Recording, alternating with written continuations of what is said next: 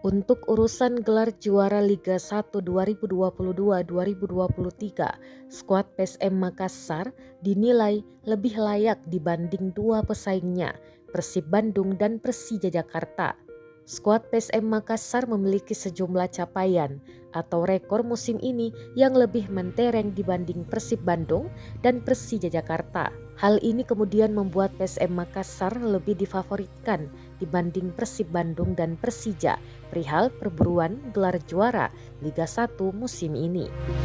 Dan berikut disajikan 4 rekor AJ PSM Makassar sepanjang Liga 1 2022-2023 hingga pekan ke-27. 1.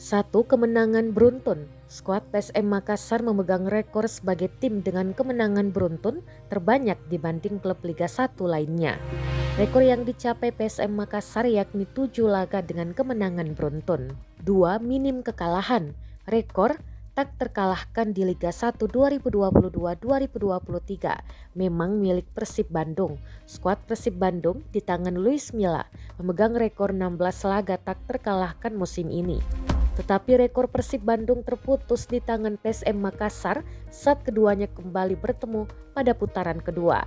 Yang pasti PSM Makassar menjadi tim dengan jumlah kekalahan paling minim hingga pekan 27 Liga 1 2022-2023. 3. Raja Clean Sheet. Rekor lainnya PSM Makassar dinobatkan saat ini sebagai Raja Clean Sheet.